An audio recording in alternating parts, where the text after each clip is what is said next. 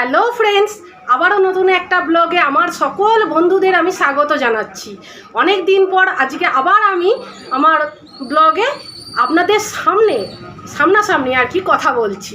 তার কারণ হলো প্রায় 1 মাস যাবৎ আমার মনটা খুব খারাপ ছিল, একটুও ভালো ছিল না।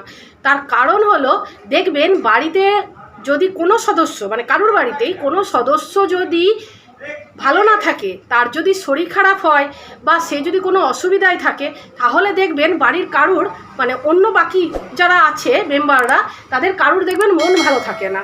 থাকে কি বলুন, আমারও সেই রকম 1 মাস যাবৎ আমার মনটা খুব খারাপ ছিল। খেতে হয় খাচ্ছিলাম, কথা বলছিলাম, সবই করছিলাম, কিন্তু সেইভাবে মনটা আনন্দ বা উৎফুল্ল কোনোটাই ছিল না। তা সেটার কারণ হচ্ছে, আপনারা সকলে জানেন যে আমার একটা বাড়িতে গাড়ি আছে। তা সেই গাড়িটা একটু প্রবলেম হয়েছিল, তা তার জন্য সেটা মেকানিকের কাছে ছিল, কিছুদিন হচ্ছে শোরুমে ছিল, দিয়ে সেখান থেকে পরিষ্কার হয়ে মানে রং টং হয়ে একেবারে এসেছে, মানে সেরে সুরে একদম এসেছে। মানে ছিল নার্সিংহোমে, নার্সিংহোম থেকে বাড়ি এসেছে কালকে রাত্রিরে। তা আজকে ভাবছি, মানে আজকে মনটা খুব ভালো, কিন্তু ওয়েদারটা আজকে একটু খারাপ আছে। আজকে সকাল থেকে মেঘের আর কি মনটা ভারাক্রান্ত, মেঘ কান্নাকাটি করছে। তা সে যাই হোক, মনটা আমার খুবই ভালো। আর দেখবেন যখন মন খুব খারাপ থাকে তখন আমরা ভগবানের নাম স্মরণ করি বা ভগবানকে আমরা দোষারোপ করি, এটা কেন হলো, ওটা কেন হলো না, এটা কি করে হবে, এইরকম আমরা দোষারোপ করি।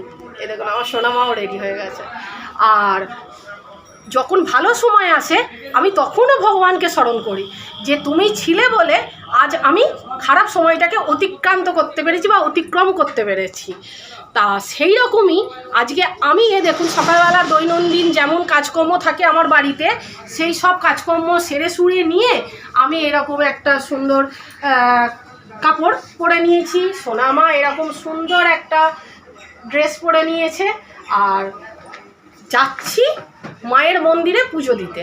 দেখুন ঠাকুরের নাম স্মরণ করে বেরিয়ে তো পড়েছি, বেরিয়ে পড়ার পর দেখছি মেঘটা আরও কালো হয়ে আসছে, আর মনে হচ্ছে এবার আরও বেশি বৃষ্টি হবে। তা এই ভাবনা চিন্তা করতে করতে চলেও এলাম এই মন্দিরে। এটা একদম রাস্তার ধারে, সিমলাগড় কালীবাড়িতে। আমি, আমার মেয়ে আর আমার স্বামী একা এসেছি না, শাশুড়ি মা আর সঙ্গে মাইমা শাশুড়িও এসেছে আমাদের সাথে। বাড়ির সকলে মিলে এসেছি এই মায়ের মন্দিরে পুজো দিতে আর মাকে দর্শন করতে। এই মালাটা আমার শাশুড়ি মা নিজে হাতে তৈরি করেছেন, মালাটাও দিয়ে দিলাম। আর যে সমস্ত 5টা ফল আর পুজো করার জন্য ফুল, মিষ্টি, দক্ষিণা সব সময় ঠাকুরমশাইকে আস্তে আস্তে এবার দিচ্ছি। আর নামগোত্রটাও বলে দিলাম, ঠাকুরমশাই এবার আস্তে আস্তে পুজো করবেন। আর অপরূপ সুন্দর মায়ের এই মূর্তিটা, যেটা দেখে আমাদের সকলের খুব ভালো লেগেছে। আর আজকে না একেবারে মন্দিরটা পুরো ফাঁকা ফাঁকা ছিল, যার ফলে অনেকক্ষণ ধৈর্য সহকারে ঠাকুরমশাই পুজো করেছেন আর আমাদের কথাগুলোও শুনেছেন। আর এই দেখুন মালাটা পরিয়ে দিচ্ছেন, কি সুন্দর দেখতে লাগছে, এত মন থেকে শান্তি লাগছে, অপূর্ব সুন্দর দেখতে লাগছে মায়ের মূর্তিটা, আমার খুব ভালো লেগেছে। আর এবার ঠাকুরমশাই গাড়িটাতেও এসে পুজো করে দিচ্ছিলেন, কিন্তু আরম্ভ হয়ে গেল বৃষ্টি। ভালোই বৃষ্টি পড়ছে। সৌরজিৎ তাড়াতাড়ি করে গাড়ি থেকে একটা ছাতা বার করে ঠাকুরমশাইয়ের মাথায় ধরলেন, কারণ বৃষ্টি পড়লে এরমভাবে কি পুজো করা যায় বলুন তো, কিন্তু কি আর করার।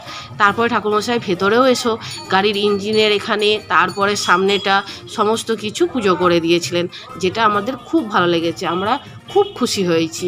আর এবার আবার মন্দিরের ভেতরে এসে একটু ধূপ বাতি ধরিয়ে দিলাম আর একটুখানি বসেছিলাম, মায়ের দর্শন খুব ভালোভাবে করেছি। তারপর চলে এলাম আমরা আরেকটা মন্দিরে, এটা হচ্ছে নারকোলডাঙ্গার জগৎগৌরী মায়ের কাছে। এই মাও খুব বিখ্যাত, আর ইনার মূর্তিটা অসম্ভব সুন্দর। এখানেও তাই এসে আমি সমস্ত কিছু ঠাকুরমশাইকে হাতে দিয়ে দিলাম, মালা, ফুল, ফল, মিষ্টি সমস্ত কিছু ঠাকুরমশাই হাতে দিয়ে দিলাম। আর আজকে এখানেও তাই অনেকটা ফাঁকা ছিল, আর ঠাকুরমশাইয়ের সাথে গল্প করে ওনারা আবার আমার মাকে, মাইমাকে, আমার স্বামীকে চেনেন তো, গল্প টল্পও করছিলেন, খুব ভালো লাগলো পরিবেশটা। আর মায়ের মূর্তিটা অসম্ভব সুন্দর, জগৎগৌরী মাকে দেখতে দারুণ লাগছে। আর আমি কাছ থেকে না এইরকমভাবে কোনো দিন মাকে এত কাছ থেকে দেখিনি, আমার তার জন্য আরও বেশি ভালো লাগছে। মন্দিরটা একদম ফাঁকা ছিল আর দারুণ ভক্তি সহকারে ঠাকুরমশাই পুজো করেছেন, আর আমাদের খুব ভালো লেগেছে। দেখুন এসেছি আমরা জগৎগৌরী বাড়িতে, এখানে এসেছি নারকোলডাঙ্গায়। আর এই পাশেই হচ্ছে আমার ননদের বাড়ি। এবার ওখানে যাব, একটু গল্প টল্প করবো। মাও এসেছে, সৌরজিৎ আছে। এবার আমরা ননদের বাড়িতে একটুখানি গল্প টল্প করলাম, একটু বসলাম। তারপর বেরোনোর সময় দেখছি এই রকম গাছে প্রচুর লেবু হয়েছে, গাছেতে পাতার থেকে বেশি লেবু দেখা যাচ্ছে। তাই দিদি আবার আমাদের বলল, এ নাও লেবু পেড়ে বাড়ি নিয়ে যাও, বাড়িতে গিয়ে খাবে। আর লেবুগুলো প্রচুর, এত মানে রস কি বলবো। আর দেখুন বেরিয়েও পড়লাম। দেখুন খুব ভালোভাবে আজকে পুজো দেওয়া হলো, খুব ভালো লেগেছে, মন থেকে প্রচণ্ড খুশি হয়েছি আর তৃপ্তিও লেগেছে, এত ভালো লেগেছে। কিন্তু ওয়েদারটার জন্য একটু গন্ডগোল হয়েছে, বৃষ্টি পড়েছে মাঝে মাঝে। আর এখানে এখন সিংহের কোণে দাঁড়িয়ে আছি একই কারণে, এখানে একটা মিষ্টির দোকান আছে, খুব ভালো মিষ্টি, সিঙ্গাড়া কচুরি সব পাওয়া যায়। তা সৌরজিৎ সেখানে গেছে, মেয়েটার খুব খিদে পেয়েছে। তা সৌরজিৎ আর মেয়েটা খাবে একটুখানি সিঙ্গাড়া কচুরি মিষ্টি, আর আমার জন্য প্যাক করে নেবো। আমি বাড়িতে গিয়ে প্রসাদ মানে হাত মুখ ধোবো, ড্রেস চেঞ্জ করে প্রসাদ খেয়ে তারপর খাবো জলটলা। তা সেই জন্য একটু দাঁড়িয়ে আছি। আর আপনাদের কেমন লাগলো মন্দিরটা? আর আরেক জায়গায় যাওয়ার ইচ্ছা ছিল, ওই যে আপনাদের আমি আগেই বলেছি, ইচ্ছা তো অনেক কিছুই থাকে, কিন্তু কতটা কি পূরণ করতে পারবো সেটা জানি না, হয়ে উঠলো না এবারে। পরে আবার একদিন যেদিন আসবো সেই মন্দিরে, তখন আপনাদের আমি দেখাবো সেই মন্দিরটা। আর একটা মন্দির ছিল খুব সুন্দর, সেখানে তো আর গেলাম না, এবার বাড়ির উদ্দেশ্যে রওনা দিল। তাহলে আজকের ভিডিওটা আপনাদের কেমন লাগলো? আশা করি ভালো লেগেছে। যদি কিছু ভালো লেগে থাকে তাহলে প্লিজ ছেড়ে যাওয়ার আগে আমার চ্যানেলটাকে সাবস্ক্রাইব করে দিয়ে আমার পাশে থাকবেন, একটা লাইক দেবেন, আর কমেন্ট করে জানাবেন কেমন লাগলো আজকের ভিডিওটা।